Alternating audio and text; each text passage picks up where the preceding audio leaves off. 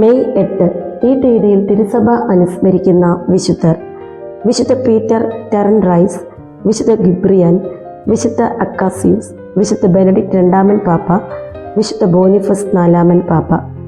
വിശുദ്ധ പീറ്റർ ടെറൻറൈസ് 1102-1175 കാലഘട്ടത്തിലാണ് വിശുദ്ധ പീറ്റർ ടെറൻറൈസ് ജീവിച്ചിരുന്നത്. സാവോയിൽ ടെറൻറൈസ് അഥവാ മോൺസ്റ്റിയേഴ്സ് രൂപതയുടെ മെത്രാനായിരുന്നു പീറ്റർ. 1102 ഡോഫിനയിൽ ഭൂജാതനായി. 20-ാമത്തെ വയസ്സിൽ അദ്ദേഹം സിസ്റ്റേഴ്സിൻ സഭയിൽ ചേർന്നു.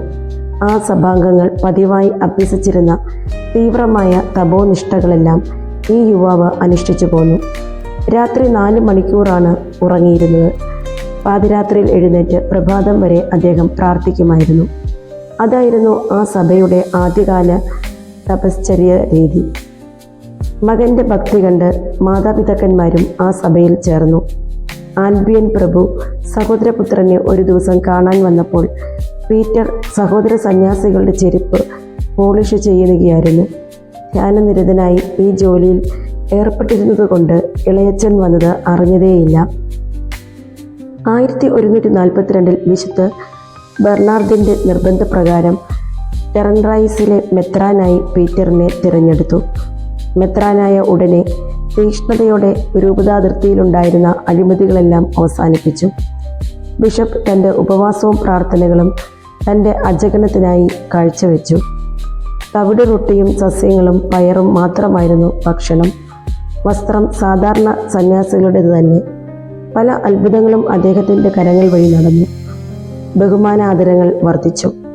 1155 ഒരു ദിവസം പെട്ടെന്ന് അദ്ദേഹം ജർമ്മനിയിലുള്ള ഒരു ബെനഡിക്റ്റൻ ആശ്രമത്തിൽ പോയി ഒരു സാധാരണ സന്യാസിയെപ്പോലെ ജീവിക്കാൻ തുടങ്ങി. ടെറൻറൈസ് രൂപതക്കാർ അത് മനസ്സിലാക്കി അദ്ദേഹത്തെ തിരികെ വിളിച്ചു കൊണ്ടുപോന്നു. മെത്രാനച്ചൻ്റെ എളിമ ആശ്രമവാസികളെ അത്ഭുതപ്പെടുത്തി. അലക്സാണ്ടർ തൃതീയൻ മാർപ്പാപ്പയ്ക്കെതിരായി വിക്ടർ നാലാമൻ എന്ന എതിർ മാർപ്പാപ്പയെ സൃഷ്ടിച്ച ജർമ്മനിയിലെ ഫ്രെഡറിക് പ്രഥമൻ ബാർബറോസ ചക്രവർത്തിയെ ബിഷപ്പ് പീറ്റർ എതിർത്തു. 1169 ഇംഗ്ലണ്ടിലെയും ഫ്രാൻസിലെയും രാജാക്കന്മാർ തമ്മിലുണ്ടായ ശണ്ട തീർക്കാൻ മാർപ്പാപ്പ ബിഷപ്പ് പീറ്ററിനെയാണ് നിയോഗിച്ചത്. വൃദ്ധനും ക്ഷീണിതനുമായിരുന്നെങ്കിലും ആ യാത്ര ഏറ്റെടുത്ത് അദ്ദേഹം അതിൽ വിജയം വരിച്ചു. അത്ഭുതങ്ങൾ കൊണ്ട് അദ്ദേഹത്തിൻ്റെ പ്രവർത്തനങ്ങളെ ദൈവം അനുഗ്രഹിച്ചിരുന്നു. തന്നിമിത്തം ഇംഗ്ലണ്ടിലായിരുന്നപ്പോൾ ജനങ്ങൾ അദ്ദേഹത്തിൻ്റെ വസ്ത്രവും അരക്കെട്ടും കൈക്കലാക്കിയിരുന്നു. അവ ഉപയോഗിച്ച് അത്ഭുതങ്ങൾ പ്രവർത്തിക്കാമെന്ന ആഗ്രഹത്തോടെയായിരുന്നു അത്. ക്ഷീണിതനായിരുന്ന ബിഷപ്പ് പീറ്റർ 73-ാമത്തെ വയസ്സിൽ അന്തരിച്ചു. ഇന്നേ ദിവസം നമുക്ക് ഈ വാക്കുകൾ വിചിന്തനം ചെയ്യാം.